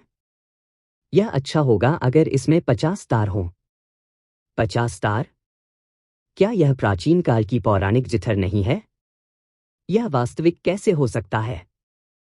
मेरी महिला, कृपया हमें चिढ़ाए नहीं। यहां तक कि अगर तुमने मुझे मार डाला तो मुझे 50 तार वाला जीथर नहीं मिला। वर्षा के पास सिर हिलाने के अलावा कोई विकल्प नहीं था। ठीक है फिर। मैडम और नौकर चले गए। नीलांबरी उत्सुकता से जीथर की ओर देखती रही, फिर वर्षा को। वर्षा ने सभी को कुछ शर्मिंदगी से समझाया, मुझे उम्मीद नहीं थी कि इस जीथर में केवल 25 तार होंगे। अब मैं बहुत आश्वस्त नहीं हूं। रोशनी ने पूछा, बहन मुयू, आप क्या करने जा रही हैं? हमारे कबीले में हर कोई मौन के मार्ग का अभ्यास करता है। महान ध्वनि में कोई आवाज नहीं होती है, महान रूप का कोई आकार नहीं होता है। हम सभी चीजों को नियंत्रित करने के लिए संगीतमय ध्वनियों का उपयोग करते हैं, मौन के उच्चतम क्षेत्र का पीछा करते हैं। यही कारण है कि इसे मौन का मार्ग कहा जाता है। काव्यायु ने सिर हिलाया। उसने मौन के मार्ग के बारे में सुना था। वर्षा ने रुककर कहा, इस दुनिया में सब कुछ ध्वनि पर प्रतिक्रिया करता है। अलग अलग चीजें अलग अलग ध्वनियों पर प्रतिक्रिया करती हैं। यहां तक कि एक ही स्ट्रिंग पर भी अलग अलग पोजीशन खेलने से अलग अलग चीजें सक्रिय होंगी। काव्यायु ने कहा, तो आप गुवर्म से प्रतिक्रिया प्राप्त करने के लिए इस जीथर का उपयोग करना चाहते हैं? हाँ, वर्षा ने सिर हिलाया। जीथर में कई तार और विविध स्वर होते हैं, जो इसे जीवित प्राणियों की तलाश के लिए सबसे उपयुक्त बनाते हैं। मुझे लगता है कि इस गुवर्म को भी एक प्रकार का जीवित प्राणी माना जाना चाहिए। यह समझ में आता है। वर्षा ने और नहीं कहा। उसने अपने बाएं हाथ से जीथर के एक छोर को दबाया और अपने दाहिने हाथ से एक एक करके तारों को तोड़ दिया। प्रत्येक प्लग के साथ उंगलियों की स्थिति बदल रही थी। जब उसने जीथर बजाया तो वह एक अलग व्यक्ति की तरह लग रही थी, अभिव्यक्ति में गंभीर, अब एक निर्दोष युवा लड़की नहीं थी। हर कोई उसे गौर से देख रहा था क्योंकि कमरा तारों की खनखनाहट की आवाज से गूंज रहा था। जब एक निश्चित स्ट्रिंग टोन सुनाई दी तो नीलांबरी ने अचानक बिना किसी चेतावनी के आह कहा। सभी की आत्माएं बढ़ गईं क्योंकि वे सभी उसे देख रहे थे। केवल काव्या यूं अलग थी, उसके पीछे बगल में देखते हुए उसके पास एक अजीब अभिव्यक्ति थी। फिर उसने भी नीलांबरी की ओर देखा। वर्षा ने तोड़ना बंद कर दिया और धीरे से पूछा, आपको कुछ महसूस हुआ? नीलांबरी ने अपनी छाती पकड़ ली और असमंजस में सिर हिलाया। मुझे लगा कि मेरे दिल में कुछ थंप हो रहा है, जैसे ढोल बज रहा है। अमर महिला, क्या गुकीरा चल रहा है? वर्षा चुप रही और एक ही स्वर को 2 बार दोहराया। नीलांबरी ने घबराकर कहा, यह सही है। हर बार जब आप किन को तोड़ते हैं तो वह चलता है। अमर महिला, कृपया मुझे बचाएं, क्या आप इस कीड़े को बाहर निकाल सकते हैं? वर्षा ने उसे सही नहीं किया कि यह एक जिथर था, किन नहीं। उसने एक बार फिर नोचा, फिर असमंजस में डूब गया। हुँ? रोशनी ने पूछा, क्या गलत है, बहन मुयू? हमें सस्पेंस में मत रखो। दूसरा गुवर्म हमारे बहुत करीब है। यह यहीं इस कमरे में होना चाहिए। आह! सभी को तुरंत एहसास हुआ कि इसका क्या मतलब है और सभी ने काव्यायून के पीछे रेहाना नामक महिला की ओर देखा। रेहाना मूल रूप से छिपने के लिए काव्यायूं के पीछे झुक रही थी, लेकिन यह देखकर कि वर्षा ने सच्चाई का खुलासा कर दिया था, वह शालीनता से खड़ी हो गई। उसकी पिछली अव्यवस्था और डर पूरी तरह से गायब हो गया। उसने कृपालु रूप से सभी को देखा, फिर आकर्षक रूप से मुस्कुराई और खिड़की की ओर कई कदम पीछे हट गई। घटनाओं का यह मोड़ पूरी तरह से अप्रत्याशित था। नीलांबरी ने उसके कांपते हुए ओर इशारा किया। तो यह तुम थे? तुम मनहूस औरत, उसे पकड़ो, उसे पकड़ो। हालांकि काव्यायून और अन्य लोग शांति से बैठे रहे, हिलते नहीं। वे नीलांबरी के नौकर नहीं थे, उनके पास किसी को पकड़ने में उसकी मदद करने का कोई कारण नहीं था। इसलिए रेहाना सभी की नजर में खिड़की से भाग गई। नीलांबरी अपने नौकरों को बुलाने के लिए दौड़ी, उन सभी को रेहाना को पकड़ने के लिए कहा। फिर वह वापस आया और देखा कि काव्यायून और अन्य लोग इत्मीनान से कमरे से बाहर निकल रहे हैं। उसने शिकायत करने की हिम्मत नहीं की, केवल काव्यायून को दयनीय दृष्टि से देखा। अमर महिला, क्या आपने नहीं कहा कि आप मेरी मदद करेंगे? काव्यायून ने उदासीनता से कहा, हमने पहले ही आपको उस व्यक्ति को खोजने में मदद की है जिसने हमारे वादे को पूरा किया है। अब आपके लिए अपनी बात रखने का समय आ गया है। अच्छा, अच्छा, अच्छा। क्या आप कृपया पूरी तरह से मददगार हो सकते हैं और इस कुवर्म को बाहर निकालने में मेरी मदद भी कर सकते हैं? आप जो भी कहेंगे मैं करूंगा। मेरे पिता जुज शहर में एक अधिकारी हैं। यदि आपको मिंगलियांग शहर में एक उपयुक्त महिला नहीं मिल रही है, तो मैं आपको चुनने के लिए जुजे शहर ले जा सकता हूं। काव्या यूं थोड़ा मुस्कुराई। यह आपकी ईमानदारी पर निर्भर करता है। नीलांबरी ने स्वाभाविक रूप से ईमानदारी की कमी की हिम्मत नहीं की। उसने अच्छा प्रदर्शन करने का मन बना लिया, इस उम्मीद में कि शायद अमर महिला उसकी कड़ी मेहनत को देखेगी और उससे साझा भाग्यगु को हटा देगी। उन्होंने काव्यायु से कहा कि वह कुछ इनाम के नोटिस लिख सकते हैं और सरकारी कार्यालयों से उन्हें परत दर परत वितरित कर सकते हैं। सरकार की गारंटी और पर्याप्त पुरस्कारों के साथ निश्चित रूप से ऐसे लोग होंगे जो पैसे की लालसा करते थे और अपनी महिला परिवार के सदस्यों को चयन के लिए भेजते थे। यह उन्हें गुलामी में नहीं बेच रहा था और उन्हें बाद में पैदा होने वाले किसी भी बच्चे के लिए जिम्मेदार होने की आवश्यकता नहीं होगी, इसलिए इन लोगों को बहुत प्रतिरोधी नहीं होना चाहिए। जब तक पर्याप्त लोग आएंगे, वे निश्चित रूप से उपयुक्त लोगों का चयन करने में सक्षम होंगे। काव्यायु ने सिर हिलाया।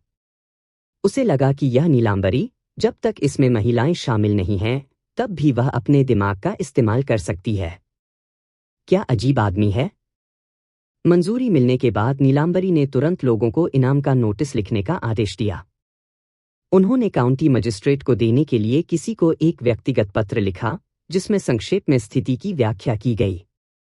बेशक, पत्र में यह भी मांग की गई थी कि काउंटी मजिस्ट्रेट तवायफ रेहाना को गिरफ्तार करे। इन कार्यों को पूरा करने के बाद नीलांबरी ने काव्यायु को कृतज्ञता से देखा। उसने अत्यधिक मांग करने की हिम्मत नहीं की, केवल यह कहते हुए, अमर महिला, क्या आप मुझे यह बताने में मदद कर सकती हैं कि वह मनहूस महिला रेहाना कहाँ भाग गई है? काव्यायु ने उत्सुकता से उसकी ओर देखा। तुमने वास्तव में उसे कैसे नाराज किया? मैंने उसे कभी नाराज नहीं किया। नीलांबरी गुस्से में थी और व्यथित दोनों थी। मैंने उसका समर्थन करने के लिए चांदी खर्च की, उसे सोने और जेड के कपड़े पहनाए। जेड स्ट्रीट पर हर कोई जानता है कि मैं, नीलांबरी, पैसे के मामले में उदार हूं। बहुत सारी महिलाएं मेरे करीब आना चाहती हैं। वह बस अपने अच्छे भाग्य को नहीं जानती थी और कृतज्ञ थी। रोशनी ने अपने होठों को कर्ल किया। या तो आपने कहीं और रोमांटिक परेशानी पैदा की और वह इसके बारे में नाखुश थी। जब यह विषय उठा तो नीलांबरी को वास्तव में गर्व हुआ, मुझ पर बहुत सारे रोमांटिक ऋण हैं। कौन जानता है कि किसने उसे बनाया है? ओह! वह अचानक रुक गया, मानो कुछ याद कर रहा हो। उसकी आंखें बदल गईं और उसकी अभिव्यक्ति धीरे धीरे गंभीर हो गई। आर्य सुमेधा ने भौहें उठाईं, तो यह वास्तव में एक रोमांटिक ऋण था? नहीं, मैं। नीलांबरी झिझकी, कुछ अनिश्चित।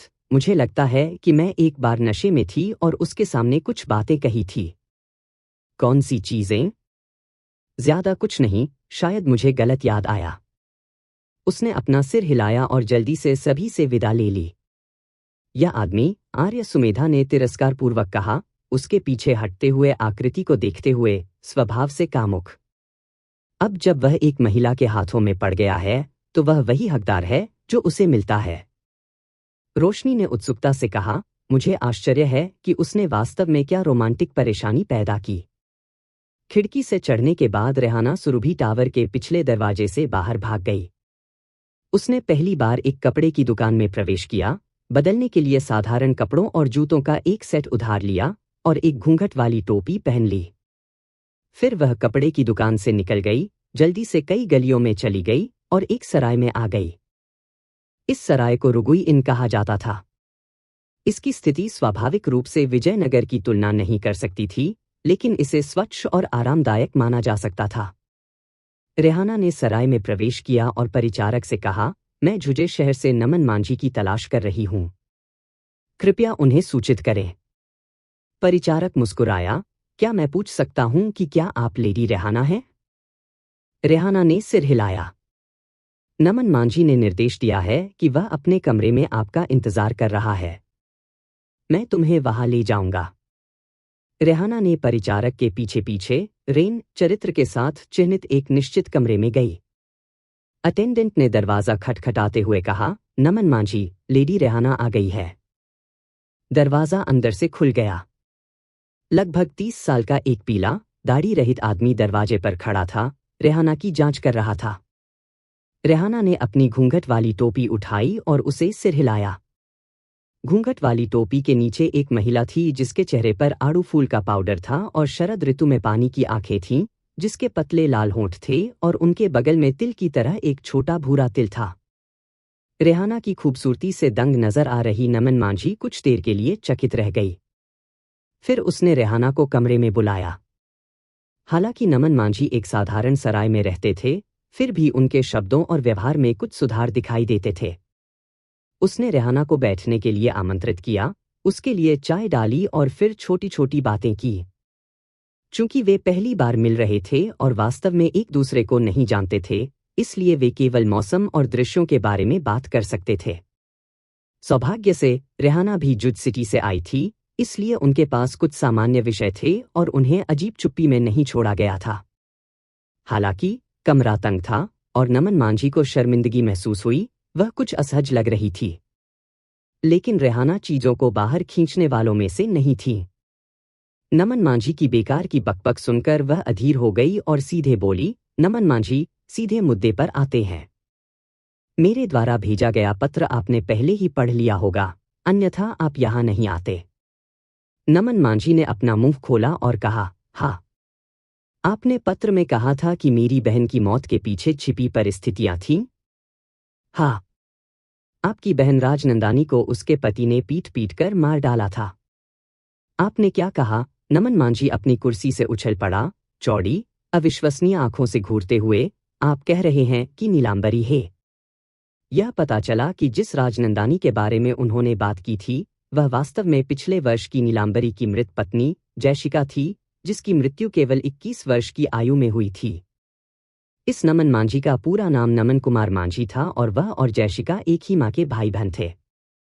चेन परिवार कभी एक विद्वानों का परिवार था, लेकिन नमन कुमार मांझी के पिता की पीढ़ी से शुरू होकर कबीले के वंशज बेकार साबित हुए और चेन परिवार धीरे धीरे कम हो गया। कबीले ने असाधारण विद्वतापूर्ण प्रतिभा के साथ एक अत्यंत बुद्धिमान वंशज का उत्पादन किया, लेकिन दुर्भाग्य से यह एक बेटी थी, जयशिका। जयशिका का बचपन से ही नीलांबरी के साथ शादी का अनुबंध था। उन्होंने 18 साल की उम्र में शादी कर ली और शादी के केवल 3 साल बाद नमन कुमार मांझी को अपनी बहन की मृत्यु की खबर मिली, जिससे वे हमेशा के लिए अलग हो गए। भाई बहन हमेशा से करीब रहे थे। जब नमन कुमार मांझी को पिछले साल पता चला कि उनकी बहन की बीमारी से मृत्यु हो गई है, तो वह तब तक रोते रहे जब तक कि वह लगभग बेहोश नहीं हो गए।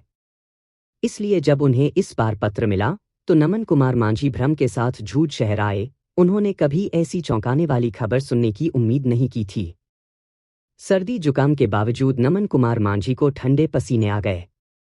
उन्होंने खुद को संभाला और गंभीर रूप से कहा, यह मामला बेहद गंभीर है। क्या आप निश्चित हैं? रेहाना ने दृढ़ता से सिर हिलाया, मुझे यकीन है। आपको यह कैसे पता चला? सच कहूं तो मैं सुरभि टॉवर की एक वेश्या हूं और नीलांबरी मेरी है। रेहाना ने अपने दांत पीस लिए और 2 शब्द निचोड़े, संरक्षक। उसकी यह बात सुनकर नमन कुमार मांझी के हाव भाव कुछ अजीब हो गए। एक अपरिचित वेश्या ने वास्तव में उसे अपनी बहन की मौत का कारण बताने के लिए अपनी पहल पर उसकी तलाश की थी और अपराधी उसका अपना संरक्षक था। रेहाना ने आगे कहा, उस दिन नीलांबरी नशे में थी और उसे मेरे सामने फिसलने दिया।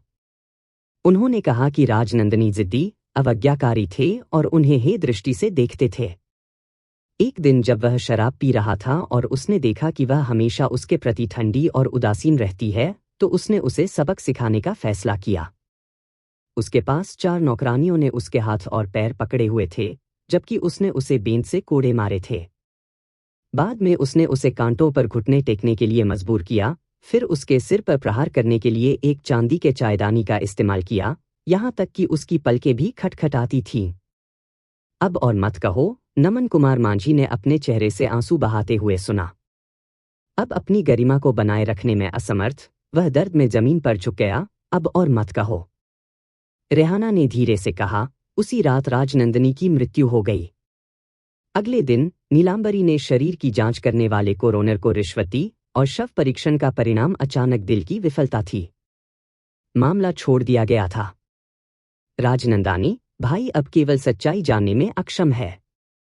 आप अशांति के साथ मर गए होंगे। भाई ने तुम्हें विफल कर दिया है। नमन कुमार मांझी जमीन पर झुककर रो रहा था और सिर पकड़कर रो रहा था। रेहाना ने उसकी ओर देखा। रोने का क्या फायदा? क्या आपके आंसू नीलांबरी को मौत के घाट उतार सकते हैं? तो फिर आप क्या सुझाव देते हैं? यमन के पास जाओ और अन्याय का रोना करने के लिए ढोल बजाओ। नीलांबरी के खिलाफ हत्या का आरोप दर्ज करें। नमन कुमार मांझी ने अविश्वसनीय रूप से उसकी ओर देखा। क्या आपको लगता है कि अन्याय के लिए ढोल पीटना बच्चों का खेल है? हमारे पास कोई सबूत नहीं है। क्या होगा अगर वह झूठे आरोप के लिए हम पर मुकदमा दायर करता है? बस जाओ ढोल पीटो। मेरे पास स्वाभाविक रूप से उसे कबूल करने के तरीके हैं। आप ऐसा कैसे कर सकते हैं? रेहाना की आंखों में दृढ़ संकल्प की एक चमक आई। क्योंकि मैं इस पर अपना जीवन दांव पर लगा रहा हूं। अगले दिन जब काव्यायून ने नीलांबरी को फिर से देखा तो उसे पता चला कि उसका आधा चेहरा वास्तव में सूज गया था। ऐसा लग रहा था जैसे किसी ने थप्पड़ मार दिया हो। सूज गया। काव्यायून ने उसके चेहरे की ओर इशारा किया। तुम्हें क्या हुआ? यह कहकर नीलांबरी की आंखों में आंसू आ गए। अमर महिला, मुझे बचा लो। हमारा घर प्रेतवाधित है। प्रेतवाधित? हा हा हा, नीलांबरी ने तेजी से बताया कि पिछली रात क्या हुआ था। कल रात वह अपनी एक के चारों ओर अपनी बाहों के साथ सो रहा था जब वह आधी रात को दर्द से जाग गया था। अपनी आंखें खोलते हुए उसने महसूस किया कि कोई उसे अंधेरे में थप्पड़ मार रहा था। यह सोचकर कि यह रात में उस पर हमला करने वाली उपपत्नी थी, वह क्रोधित हो गया और अचानक उठ बैठा। किसी को मोमबत्तियां जलाने के लिए बुलाया ताकि वह इस उपपत्नी को ठीक से दंडित कर सके जिसने उस पर घात लगाने की हिम्मत की। लेकिन उपपत्नी बिस्तर के कोने में दुबक रही थी, कांप रही थी और भयभीत दिख रही थी, किसी ऐसे व्यक्ति की तरह नहीं जो उस पर घात लगाने का साहस रखता हो। उसने बिस्तर पर चारों ओर महसूस किया और एक कढ़ाई वाले जूते को छुआ। नीलांबरी ने कढ़ाई वाले जूते को फर्श पर फेंक दिया और उपपत्नी को पकड़ते हुए डांटते हुए कहा, क्या यह आप थे? तभी फर्श पर कढ़ाई वाला जूता अचानक उछल पड़ा और अपने तलवों से उसके चेहरे पर थप्पड़ मार दिया। उसने अपना चेहरा ढक लिया, गूंगा रह गया। मोमबत्तियां जलाने आई नौकरानी अभी तक नहीं गई थी। कढ़ाई वाले जूते को किसी से टकराते देख वह चिल्लाई, भूत, और धुएं की तरह भाग गई। नीलांबरी भी कांप रही थी क्योंकि वह भाग रही थी, कमरे बदल रही थी और सोने के लिए एक अलग उपपत्नी को गले लगा रही थी। जैसे ही उसने लाइट बुझाई और लेट गया, उसके चेहरे पर थप्पड़ मारा। वही परिचित सनसनी। उसके पास उठने और लोगों को कढ़ाई वाले जूते को छिपाने के अलावा कोई विकल्प नहीं था। लेकिन यह बेकार था। किसने सोचा होगा कि कढ़ाई वाला जूता जेल से बाहर निकल सकता है? छिपा हुआ जूता वापस भागा और उसे थप्पड़ मारना जारी रखा। जब वह दौड़ता था तो जूता हवा में उसका पीछा कर सकता था और उसे मारना जारी रख सकता था। इस तरह उसे कढ़ाई वाले जूते से आधे घंटे से अधिक समय तक पीटा गया। उसका चेहरा तब तक सूज गया जब तक कि उसे छूने में दर्द न हो जाए। अपना हिसाब खत्म करने के बाद नीलांबरी ने काव्यायूं से पूछा, अमर महिला, मुझे बताओ, क्या यह वह मनहूस महिला रेहाना थी जिसने यह किया था? काव्यायूं ने अपना सिर हिलाया, मुझे ऐसा नहीं लगता। आर्य सुमेधा ने मन ही मन बुदबुदाया, यह तरीका बहुत परिचित लगता है। यह ठीक वैसा ही था जैसे जब स्नोमैन ने उसके साथ छेड़छाड़ की थी। वह मकर सिंह के करीब झुक गया और फुसफुसाया, भाई, क्या यह आप थे? मकर सिंह ने उसे तिरछी नजर से देखा। उस नजर से आर्य सुमेधा को लगा कि अगर वह पूछना जारी रखता है तो जूते से उसका चेहरा सूज जाने वाला अगला व्यक्ति वह होगा। इसलिए उसने बुद्धिमानी से अपना मुंह बंद कर लिया, मकर सिंह के पीछे खड़ा हो गया, काव्यायूं की ओर इशारा किया, फिर चुपचाप मकर सिंह की ओर इशारा किया। काव्यायूं ने आधी मुस्कान के साथ मकर सिंह की ओर देखा, फिर नीलांबरी से कहा, तुमने कल एक अमर को नाराज किया, यही वजह है कि तुम्हें प्रेतवाधित किया जा रहा है। यह आज रात फिर से नहीं होना चाहिए। नीलांबरी ने राहत महसूस की और पूछा, फिर मैंने किस अमर को नाराज किया? मैं बाद में घर जाऊंगा और अमर से माफी मांगने के लिए कुछ धूप जलाऊंगा। हाँ, वास्तव में क्या अमर है? काव्यायु ने बड़बड़ाते हुए अपनी ठुड्डी को सहलाया। इस समय मकर सिंह अचानक बोल पड़ा, सिर का भगवान। काव्यायु का दिल अचानक धड़क रहा था क्योंकि उसने मकर सिंह की ओर देखा। वह भी उसे देख रहा था, उसकी निगाहों से खुलकर मिल रहा था और अपनी आंखों को थोड़ा मूंद रहा था। हेलन किंग ने खुद से बुदबुदाया, यह तब हुआ होगा जब मैंने कल के भोज के दौरान गलती से सिरका गिरा दिया था। मुझे वापस जाना चाहिए और उचित सम्मान देना चाहिए। वैसे, अमर महिला, इनाम का नोटिस लिखा गया है। मैं इस मामले की देखरेख के लिए आज व्यक्तिगत रूप से यमन जाऊंगा। काव्यायून ने संतुष्टि के साथ सिर हिलाया, यह महसूस करते हुए कि यह हेलन किंग आखिरकार काफी समझदार था। किसे पता था कि इससे पहले कि वे यमन के लिए रवाना हो पाते, यमन के लोग इसके बजाय हेलन किंग को बुलाने के लिए आए। यंग मास्टर हेलेन, कृपया हमारे साथ आएं। किसी ने शिकायत का ढोल पीट दिया है और आप पर जानबूझकर हत्या का आरोप लगाया है। यह बहुत अचानक था। काव्यायूं और अन्य लोगों ने एक दूसरे को घबराहट में देखा। रोशनी ने कहा, बड़ी बहन, क्या हमें भी जाकर देखना चाहिए? काव्यायून ने सिर हिलाया, मन ही मन आह भरते हुए कि जब से वे मिंगलियांग शहर में आए हैं, तब से कुछ भी सुचारू रूप से नहीं हुआ था। उन्हें वास्तव में अपनी कुंडली ठीक से पढ़नी चाहिए।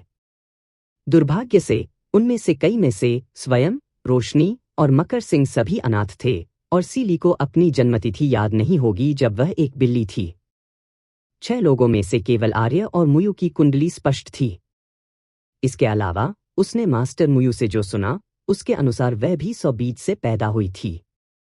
काव्यायून को यकीन नहीं था कि किसी ऐसे व्यक्ति की कुंडली जो एक बड़े तरबूज से बाहर कूद गई थी, अभी भी किसी के भाग्य की सटीक भविष्यवाणी कर सकती है। तो 6 लोगों में से सामान्य कुंडली वाला एकमात्र व्यक्ति आर्य ही था। कितना बेतुका। हालांकि उन्होंने कहा कि वे अदालत जा रहे थे, हेलन किंग का जुलूस एक सड़क परेड की तरह लग रहा था, जिसमें परिवार के नौकरों की एक बड़ी भीड़ उसके पीछे चल रही थी। रास्ते में, उसने यमन धावकों के साथ बातचीत की और हंसे, जो जानते थे कि उसके पास शक्ति और प्रभाव है, और सभी उस पर हावी हो गए थे। लेकिन जब वे अदालत में पहुंचे, तो वह अब मुस्कुरा नहीं सका। जमीन पर घुटने टेककर उसका जीजा था, लेकिन इससे वह डरा नहीं। क्या किया उसके बगल में एक और व्यक्ति खड़ा था, उसे ठंडे उपहास के साथ देख रहा था। रेहाना। यह सोचकर कि यह नीच वेश्या थी जिसने उस पर साझा भाग्य गु रखा था, हेलन किंग के मंदिर धड़क उठे, और वह चाहता था कि वह इस महिला को उसी समय और वहीं क्लबों से पीट कर मार डालता। उसने अपनी नफरत को दबाते हुए अपने दांत पीस लिए और सबसे पहले ऊपर बैठे काउंटी मजिस्ट्रेट को प्रणाम किया। चूंकि उनके पास शिवकाई विद्वान की उपाधि थी, इसलिए उन्हें नमन कुमार मांझी की तरह घुटने टेकने की जरूरत नहीं थी।